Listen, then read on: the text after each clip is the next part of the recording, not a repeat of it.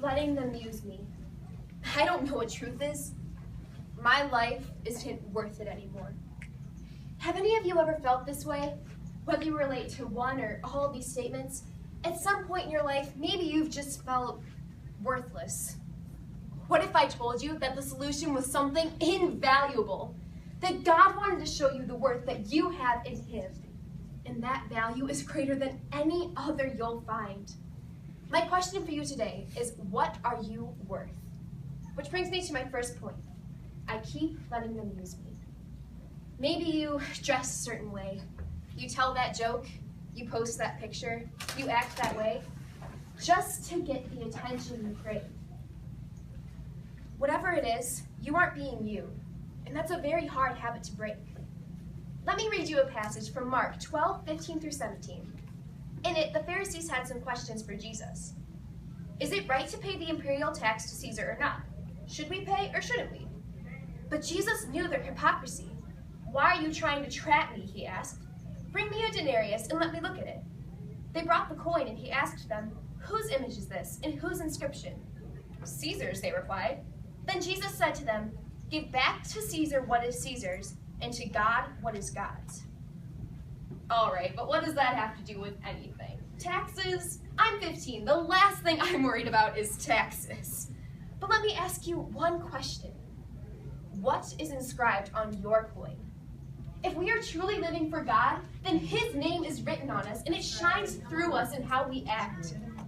But if we let other people determine our worth and how we act, then we're letting them inscribe their name on us. Soon enough, we'll belong to them. Today, I'm telling you that it doesn't have to be that way. If your identity is in God, then you won't have to worry about getting that attention from others. You'll be shining His Spirit. People won't have a choice but to notice. Instead of letting them use you, let Him use you. But maybe that doesn't speak to you. Maybe you feel like, I don't know what truth is. We live in a world where what we know to be true has been twisted and stripped away. An act of kindness is seen as an act of weakness. Defending your faith becomes attacking the faithless. We can sit back and watch lust be called love, girl be called boy, and wrong be called normal. Yeah. And eventually, we just lose sight of the truth. Let me bring you back to that passage in Mark. In verse 14, the Pharisees first came to question Jesus. They came to him and said, Teacher, we know that you are a man of integrity. You aren't swayed by others because you pay no attention to who they are, but you teach the way of God in accordance with the truth.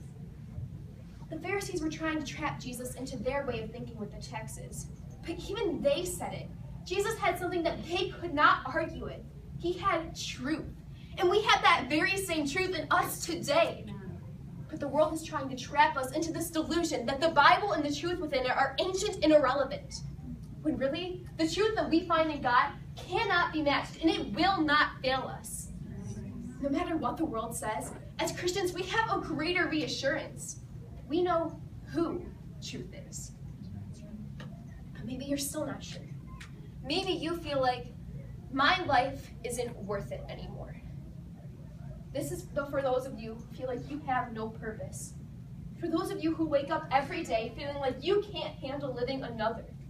For those of you who feel like your opinions go unheard, and the only way to help the pain you feel is by inflicting more of it upon yourself. You might be asking yourself, why do I feel this way? What am I worth? Because on this earth, it doesn't feel like much. That's the thing. On this earth, just like the Pharisees' coin, we are worth nothing unless we have God.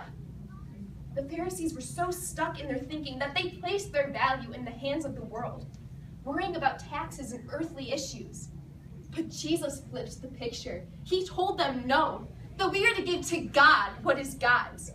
Our value and our lives are given to us by God, and the only way we are going to find that value is in Him. Our lives have worth. The pain that you feel, the pain that you're making yourself feel, don't you know that somebody already felt the ultimate pain for you? They already paid the ultimate price that gives our lives worth 2,000 years ago on a cross. Our lives have worth forevermore. But what are you going to believe? Once we realize the worth that God gives us, I keep letting them use me becomes I keep letting Him use me. I don't know what truth is becomes I know who truth is. My life isn't worth it anymore becomes my life has worth forevermore. But it all comes back to that same question.